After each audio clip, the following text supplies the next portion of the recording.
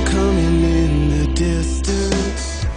I didn't go into the season of life expecting to have an album, expecting to become a recording artist or any of that. I really entered this season of life really passionate about the local church. I'm a local church worship guy.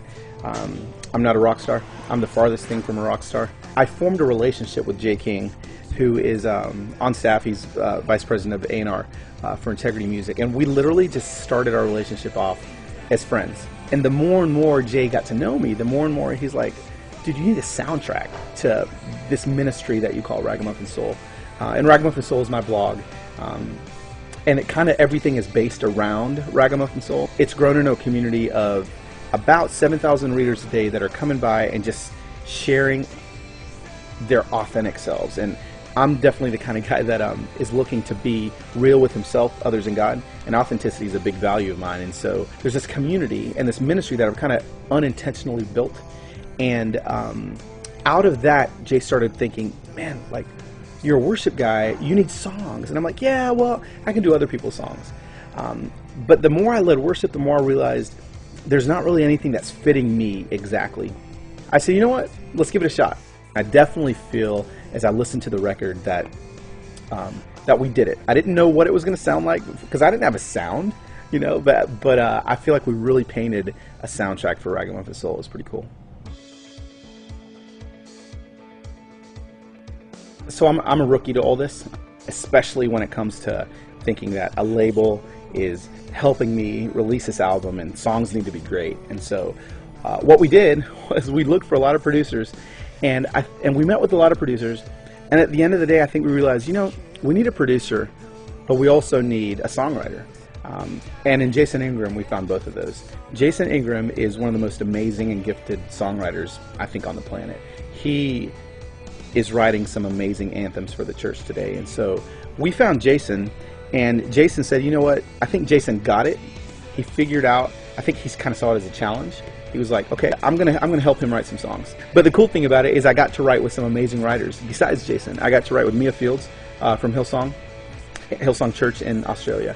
And so she wrote Jesus Saves with us on the album. And again, that's the song that it's 2 words in the chorus. And whenever I lead that thing live, we'll get done with the bridge and I'll get right to the chorus, and I'm like, all right, people, it's 2 words. It's not that complicated. And I feel like when I say that, people are like, oh, okay, I don't have to look at the screen. So they just sing Jesus Saves, Jesus Saves.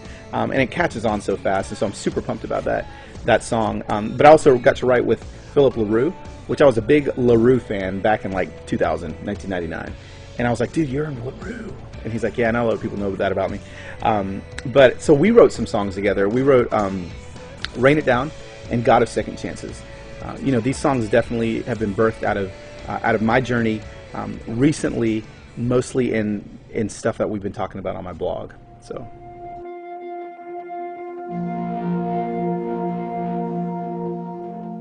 In order for things to grow, and in order for a Christian to grow, normally that happens when something hits the fan. So when something hits the fan in your life, that's when the most growth happens. So one of my values that I place when I go and I speak at either conferences or churches is I talk about the value of disturbing and disrupting the career Christian in order to bring them closer to faith.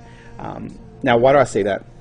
Again, because I feel like when a Christian that's comfortable and a Christian that's maybe a career and callous Christian is disturbed, suddenly their eyes are open, and at that moment, for that second that they're disturbed, there's an opportunity for you to present Christ in a completely new way to them.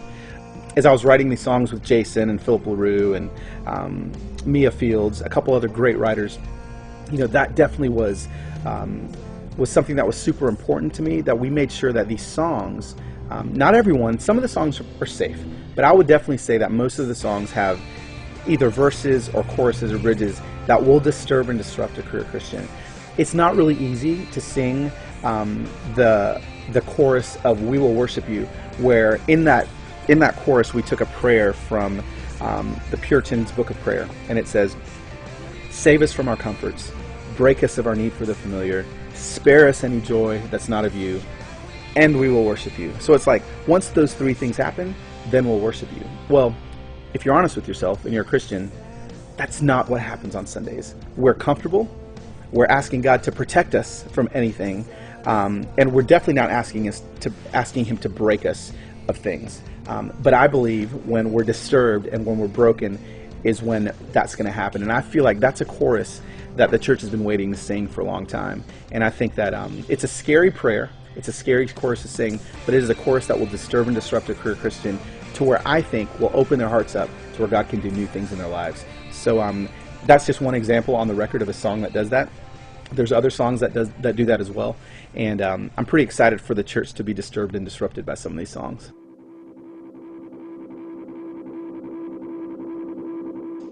What is a ragamuffin?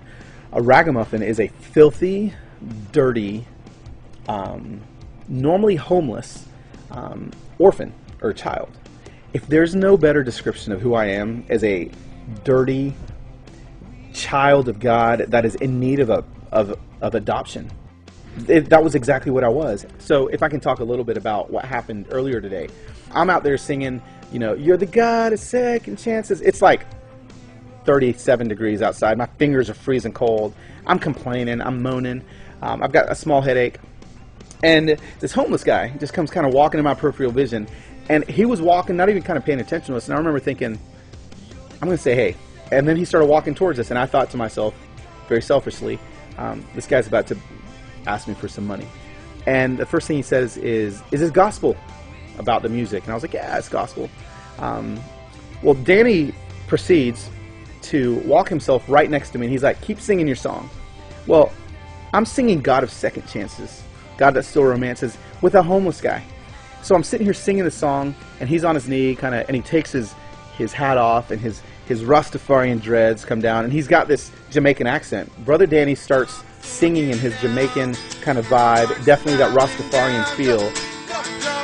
One creator, yes, a one father. One creator, yes, a one father. And in that moment, I remember sitting here thinking to myself, okay, God, you ordained this moment to teach me and maybe even others that Danny, I don't know how many second chances Danny's had. I don't know how many people there are that aren't giving Danny another chance. But I do know that God believes 100% in Danny. And God is going to love Danny as much as he's going to love me. And that right there is what Ragamuffin Soul is all about.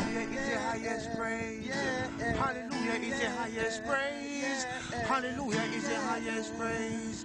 One Jah, one creator, yes, a one father.